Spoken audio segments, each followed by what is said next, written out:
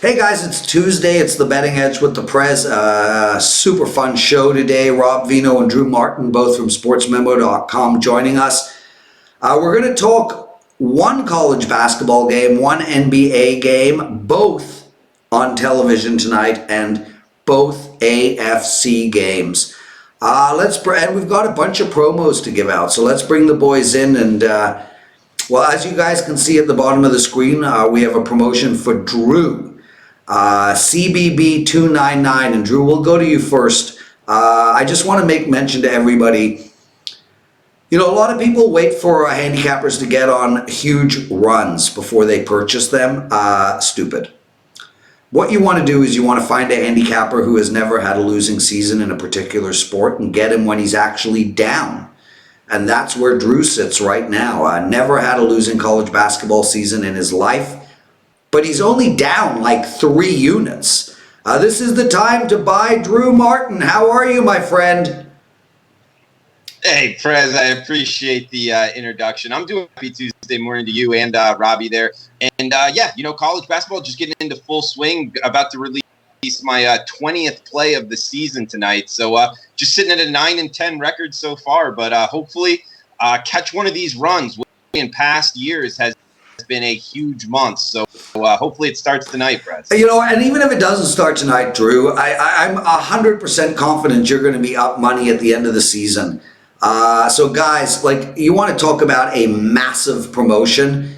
You can get the rest of Drew's college basketball right till the Final Four is crowned. The national champion is cutting the nets down. $299. That's CBB 299. Robert Vino, I have not had you on since I've been back. Happy New Year to you, and a massive, gigantic thank you for hosting the Betting Edge while I was away. I know there were issues. I did not do a good enough job preparing you. My humble apologies, but a big thanks regardless. Because we haven't had a chance to exchange pleasantries since the new year, so happy New Year to you. And hey, it was fun. Drew was a guest one day. We worked through the technical stuff the first couple of days and then got it rolling. Joe Ranieri, he's a whiz at that stuff. Yeah. Helped me through. And once we got it rolling, it was great to, I've never done shows in Marco with Ralph Michaels, with Tony, just one-on-one. So it was a great week for me, and happy to fill in for you. Hopefully you had a good vacation. Yeah, I did, dude. I skied a bunch. I was in Jamaica. I had an overdose. No, I didn't. That was a joke. Rob, we're old. We did nothing on New Year's, give or take, going out for dinner or whatnot. Drew, did you get action? A little bit, man. Yeah, it was fun, but nothing too crazy. I by 1 a.m. and ready to rock for the New Year's Day bowl games, but nothing too yeah, crazy. Us old guys got to live vicariously through you. Let's get to it, guys. Remember, Drew's entire college basketball season, only $299. Use the promo code CBB299 over at sportsmemo.com.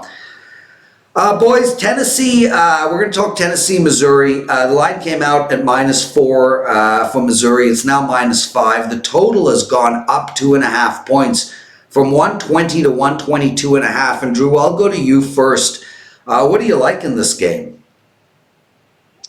Well, Prez, this one on SEC Network, SEC on the Tennessee, it's a team that under Rick Barnes, it's been a team that I've actually looked to bet on more so than fade. The last 4 of 5 straight up and ATS have been, is what it is. But when we talk about trying to find ways to win in college basketball, it's finding change. And with Tennessee, one of their best players, Lamont Turner, he's out. So it's how they're changing offensively. And it gives us a little bit of an advantage here in Missouri. They lost to Charleston Southern, Prez, on December 3rd.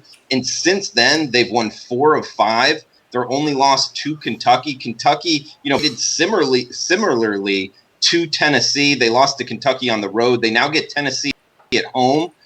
Missouri's a team that knocks down their free throws, well over the 70% clip of what I like to see when betting on a team year to date. So I think Missouri with Lamont Turner at least banged up for tonight's game on SEC Network, a watch and win opportunity, I'd look towards the Missouri Tigers in this one, a team that I know Robert Vino knows a lot about. Well, what a segue. And that's why you are such a highly rated host.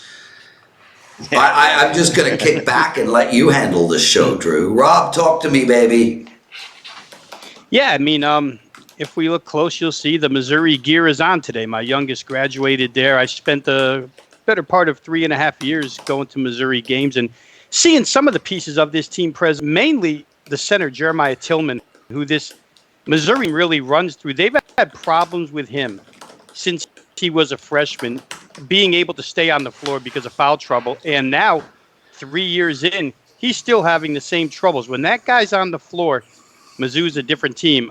Drew's point well taken. Lamonte Turner, if you can remember back to last year, the run that Tennessee had with the likes of Grant Williams and Admiral Schofield, there were times when Turner was the most clutch Tennessee team. And I don't think you can underestimate the gap that creates for Tennessee in their backcourt. It was a rebuild to begin with. It's a super rebuild now for Rick Barnes. These teams are mirror images. They both want to grind it out. Obviously, the total indicates that. But Missouri has got more potency from their backcourt. And if Tillman can stay on the floor, they're the better team here. They come off Kentucky the other day where they showed well but didn't cover in the end. I'm with Drew. I think Missouri is the right side. Drew, what's up with your T-shirt? Lean back. Yeah, there you go. Yeah, the way you were, the black lighting or whatever was like making it all fuzzy. And you know what this is, Prez? it says the Tigers versus the Seminoles, BCS National Championship under 20. I don't know. Yes. It's the BCS National Championship. It was in the Rose Bowl. There was a critical pass interference call that swinged it towards the Florida State side, but thought I'd rock it today. Yeah, there was a critical pass interference call that swung it to every team that plays New Orleans side as well. Yeah, good segue there, Prez. Yeah, well, it's not really a segue because we're going into the NBA. We'll talk NFL in a bit.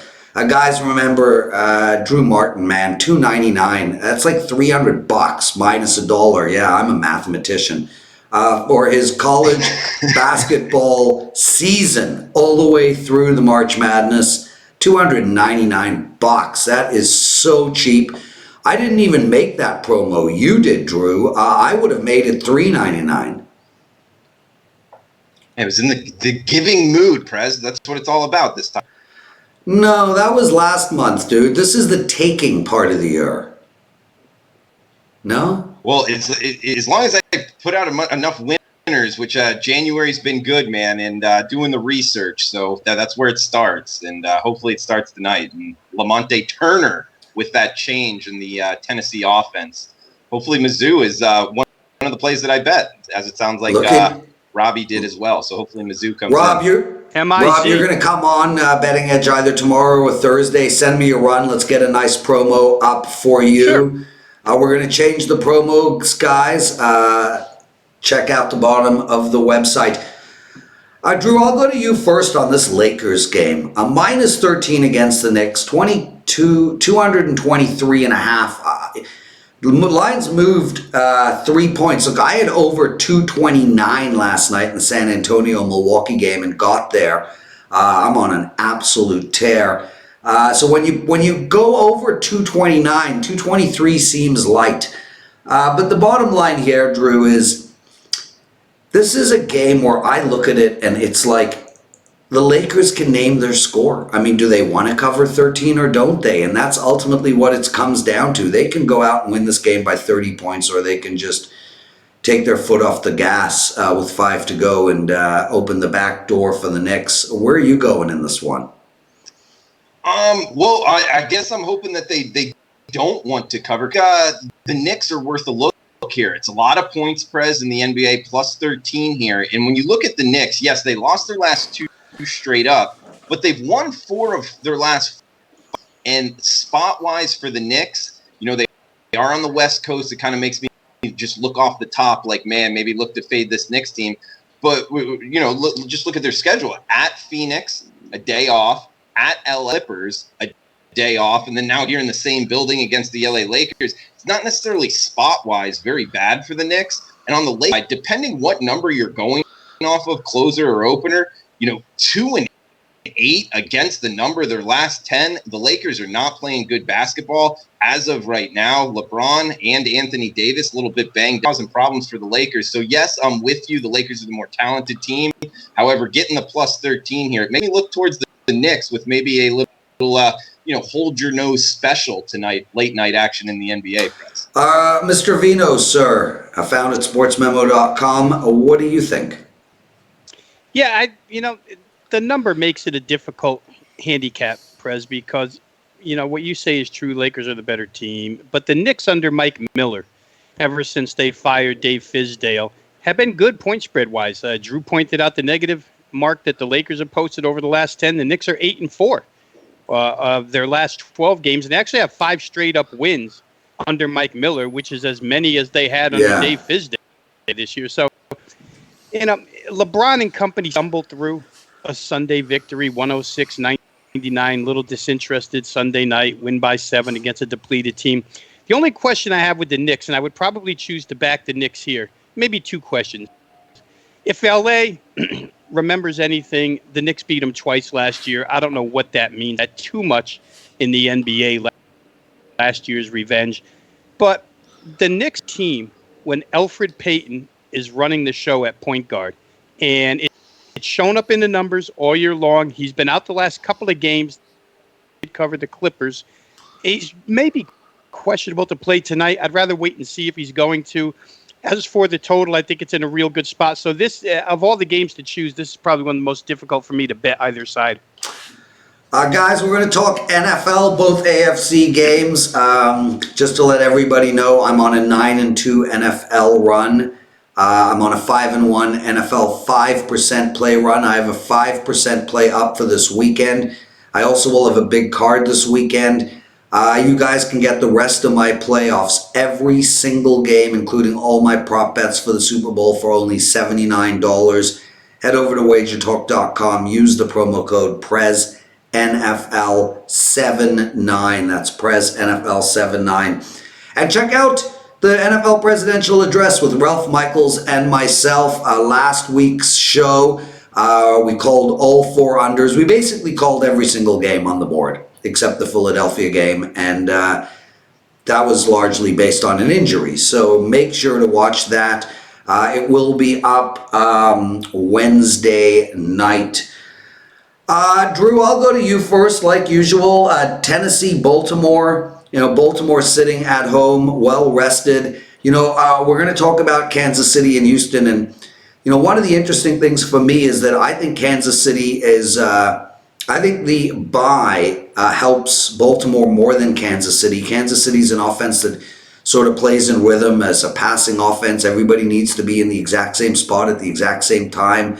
Where Baltimore is really a team that is running a sort of hybrid college football NFL option offense, and they aren't sort of a team that is relying on being in sync, so to speak. They're just going to bash that ball down Tennessee's throat, whether it's Ingram, whether it's Jackson. I think this game comes down to 22 versus Lamar Jackson.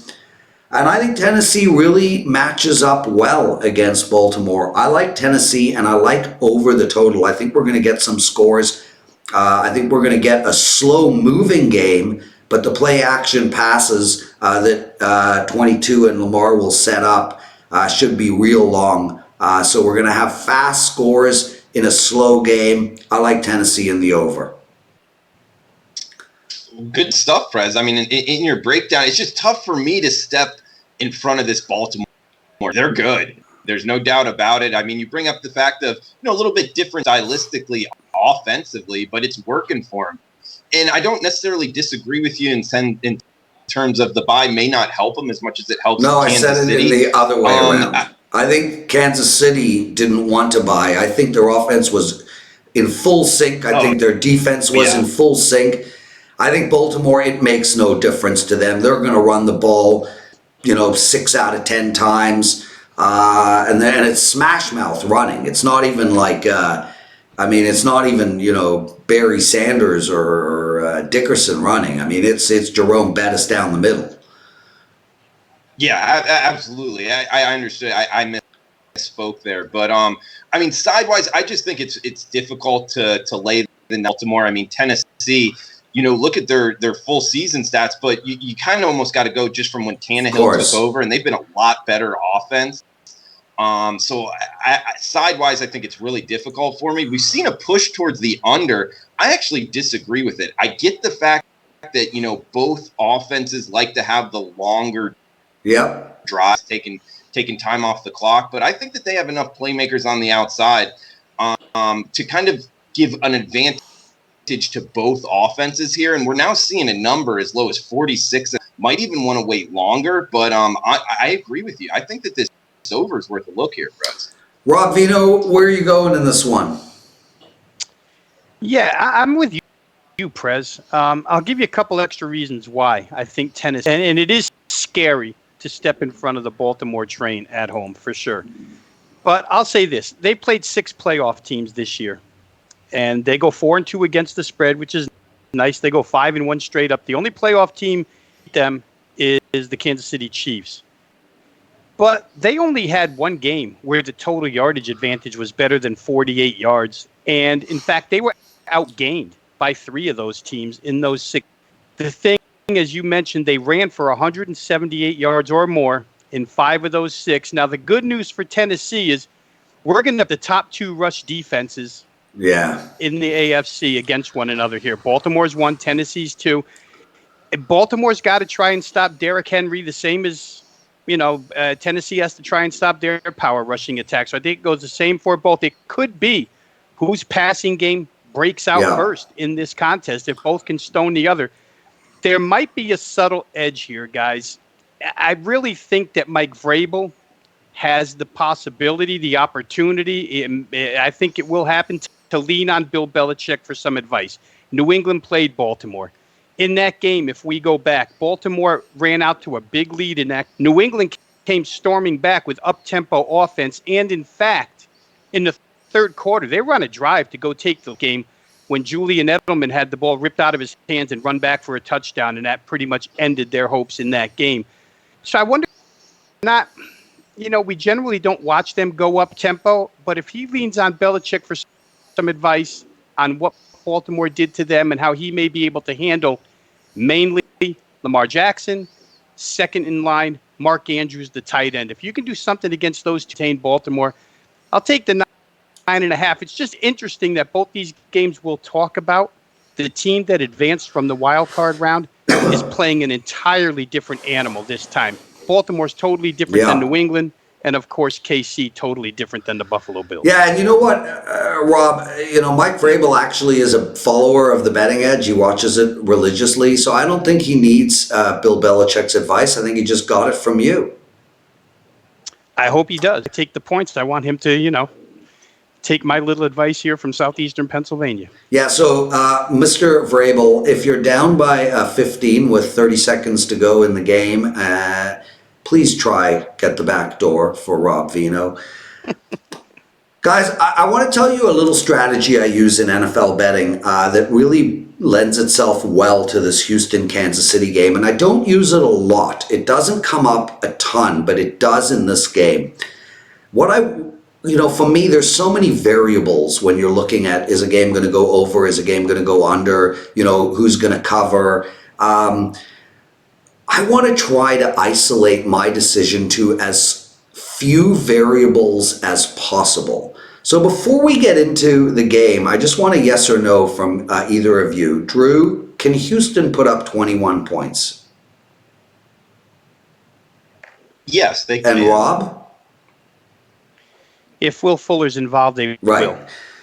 And that's really what I'm getting at. If you take Houston and the over, you need Houston to get 21 points. That's it. No other variables in play here. 21 points. Get 21 points, and you go a bare minimum of 1-1. And that's how I'm looking at this game, Drew. I'm looking at this game and saying, can Houston put up 21? My belief is they can. I like Houston. I like the over. I got a minimum 1-1 using that strategy, assuming they get 21 points. and I have a realistic shot at a 2-0 day. Go ahead, my friend. Yeah, and I guess I don't disagree with you. It's just we're getting a controlled climate team, heading up to Arrowhead, and it looks to be mid-20s in terms of temperature. So that's something to kind of keep in mind. I like it though where you're going with that. I mean, I think Deshaun Watson. We've seen this in the past. He can create for his own. He is a really good quarterback, in my opinion. We've seen him do it on the biggest of stages outside of the Super Bowl championship for Clemson. He's winning NFL playoff games. I think we got to give big credit to Deshaun Watson, and obviously on the other side, I mean, it's Patrick Mahomes. What he was able to do last year: 50 touchdowns, 5,000 yards. This year, Kansas City has now won 6 straight games straight up and against the number. This is a hot team right now. And their defense is playing great. Yeah. And that's one thing is the cold temperatures, and the Chiefs defense has got.